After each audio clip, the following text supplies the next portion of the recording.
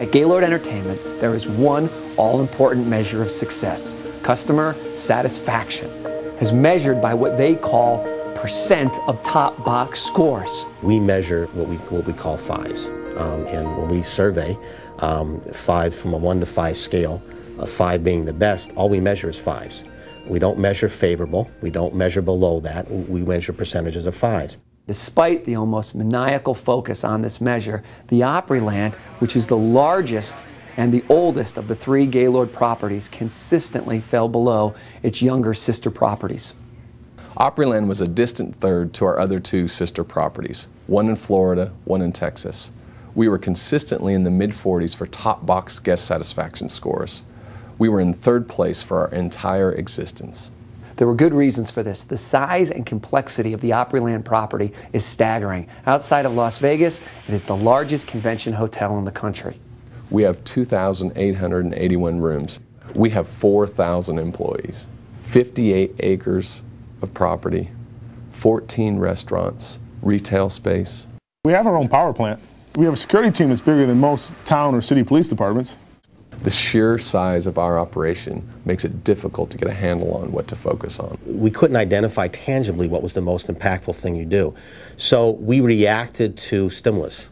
So when we got a call today that something was wrong, okay, let me go take care of that problem, and you never got to the root cause of it. Guess what you do in strategic planning? I've got about 90 goals I've got to accomplish. Why? Because you got to put everything on there that you want to accomplish, and it's got to look good, and the document has to be nice and robust, and that's what people look for. Well, consequently, there's no way possible to hone in on all those, and if you work on 50 of them, you work on none of them, because nothing's going to get done. In September, we got a phone call from our rightfully concerned COO. We had been performing at about an average 42% top box score on our guest satisfaction. We knew we had to improve quickly and dramatically. That was in September. By February, things had changed dramatically. The Opryland had moved its score from a July low of 41.7 to a February score of 60.5. They had also recorded 2 weeks that were actually in the 70s. The Opryland was now leading both of its sister properties for 3 months in a row. What began in October with the 4 disciplines were 75 different teams meeting every single week, with the individuals on those teams committing to do the 1 or 2 things that week that would have the biggest impact on that team's scoreboard. What you ended up with was 75 different teams, all focusing on a variety of different lead measures that all eventually impacted the same organizational goal: top box customer satisfaction.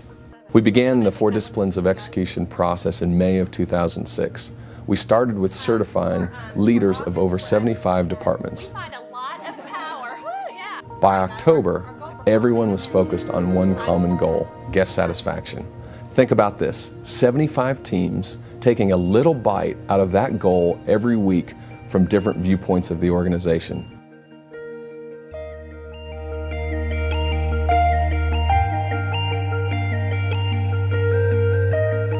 At Opryland, we're really no different than any other organization. All of us go to many meetings, a lot of them that don't provide any value to the organization. With the WIG process, it's different. It brings focus and accountability to the goal. It's an engagement level I've never seen in an organization before.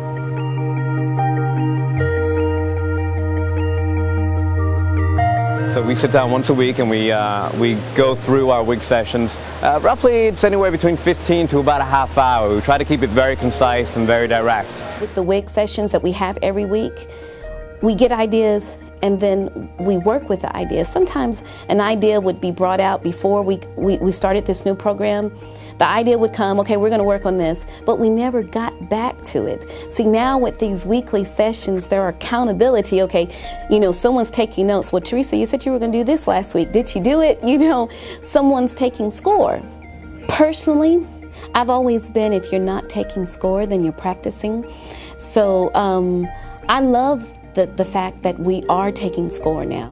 I think a year ago people may have said, you know, I don't think it's possible, because my coordinators are 22, 23 years old. They're coming straight out of college, and I'm giving them $2–3 million pieces of business to execute, and they're doing it flawlessly every day.